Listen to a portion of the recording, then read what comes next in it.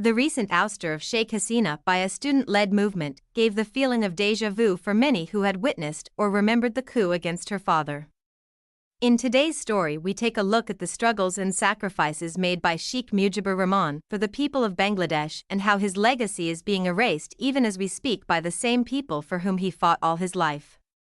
Sheikh Mujibur Rahman, a name that resonates with the spirit of independence and the fight for justice in Bangladesh.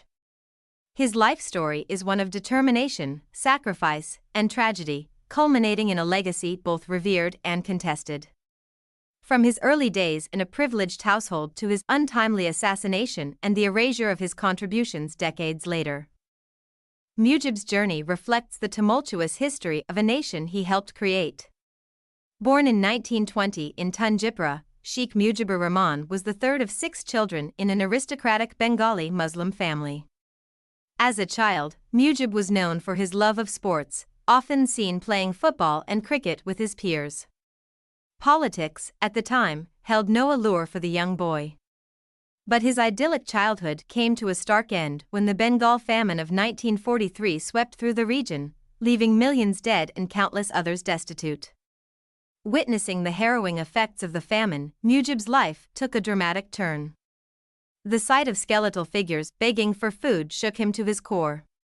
He began distributing whatever resources his family could spare to the starving villagers. This was Mujib's first brush with the socio-political realities of his homeland, planting the seeds of a lifelong commitment to the welfare of his people. Mujib's political career began as a member of the All India Muslim League, which advocated for the creation of Pakistan as a homeland for Muslims. Initially, he supported the idea, believing it would ensure the prosperity and dignity of Muslims in the subcontinent. However, the joy of Pakistan's creation in 1947 was short-lived for the people of East Pakistan, present-day Bangladesh. The imposition of Urdu as the sole national language by the West Pakistani leadership sowed the seeds of discord. For Mujib, this was an affront to the Bengali identity. East Pakistan, which contributed the majority of Pakistan's population, was being treated as a colony by its Western counterpart. Determined to fight for his people, Mujib became a vocal proponent of Bengali rights, often clashing with the Pakistani establishment. In 1949, the Awami League was formed, and Mujib quickly rose to prominence within the party. His leadership during the Bengali language movement of the early 1950s solidified his reputation as a champion of his people. The movement demanded federal recognition for Bengali, alongside Urdu, as one of Pakistan's state languages. Protests and demonstrations were met with brutal crackdowns, and Mujib himself was arrested multiple times. Undeterred, he continued to mobilize the masses, earning both admiration and animosity. Mujib's struggle for Bengali rights intensified in the 1960s. Accused of sedition and branded an agent of India, he faced repeated imprisonments. Despite this, his political influence grew. By the late 1960s, Mujib was the undisputed leader of the Awami League. His 6-point plan, which called for greater autonomy for East Pakistan, became the manifesto for a burgeoning independence movement. In 1970, the Bola cyclone devastated East Pakistan, killing over 500,000 people. The Pakistani government's slow and apathetic response further alienated the Bengali population. Later that year, the Awami League won a landslide victory in Pakistan's general elections, securing 167 out of 169 seats in East Pakistan and an overall majority in the National Assembly.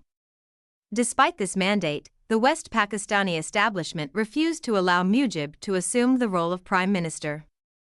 On March 7, 1971, Mujib delivered a historic speech in Dhaka, urging Bengalis to prepare for a struggle for independence. While stopping short of declaring independence outright, his words galvanized the nation. Meanwhile, the Pakistani military secretly began deploying troops to East Pakistan to crush the growing resistance. The situation escalated on March 25, 1971, when the Pakistani military launched Operation Searchlight, a brutal campaign to suppress Bengali dissent. What followed was one of the darkest chapters in South Asian history.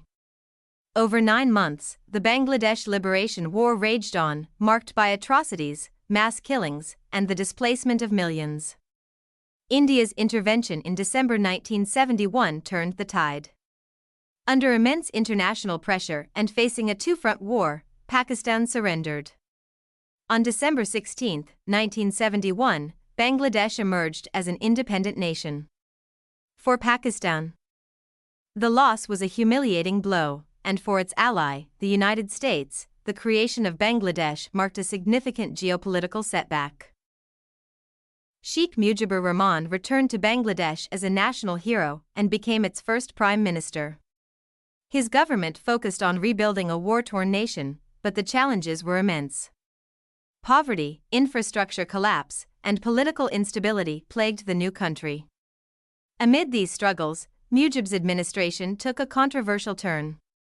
In 1975, he declared Bangladesh a one-party state under the Baxil system, concentrating power in his own hands. Critics accused him of authoritarianism, tarnishing his image as a democratic leader. On August 15, 1975, Mujib and most of his family were assassinated in a military coup. The coup's perpetrators were believed to have received tacit support from Pakistan and its allies, including the United States. Bangladesh plunged into political turmoil, and for years, Mujib's legacy was suppressed under successive military regimes. Under the leadership of Mujib's opponents, Bangladesh went from being a secular country to an Islamic country. The legacy of Mujib was slowly but surely being eroded by the new establishment, which was backed by Pakistan. After years of military regimes and dictatorships, democracy was eventually restored in Bangladesh, and one of Mujib's 2 surviving daughters, Sheikh Hasina, became the Prime Minister of Bangladesh. After a to and fro between Awami League and BNP for a few years, Sheikh Hasina managed to consolidate her position as the preferred leader of Bangladeshi people, winning 4 successive elections as Prime Minister of Bangladesh. But history was about to take a grim turn. Nearly 5 decades after the assassination of Sheikh Mujibur, Sheikh Hasina faced the same turmoil and upheaval that was faced by Mujib, a military coup. Backed by the United States, the coup ousted Hasina, forcing her to flee the country. Muhammad Yunus, a Nobel laureate and a close ally of U.S. President Joe Biden, was installed as the acting prime minister. As images of Mujib's statues being vandalized circulated, the world watched in shock.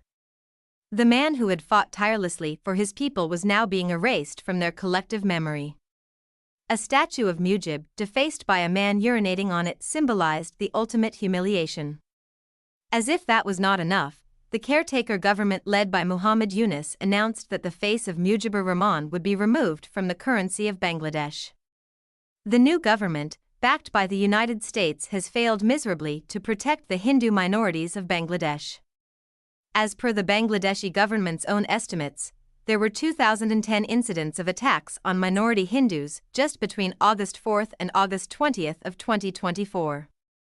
The secular legacy of Mujib is now buried deep under the flow of the Ganges and the Brahmaputra rivers. Sheikh Mujibur Rahman's life was a testament to his unwavering commitment to his people. From the struggle for independent Bengali identity within Pakistan to the independence of Bangladesh, Mujib's story is inseparable from the history of Bangladesh. The erasure of his contributions and the vilification of his memory in 2024 stand as a sobering reminder of the fragility of legacies.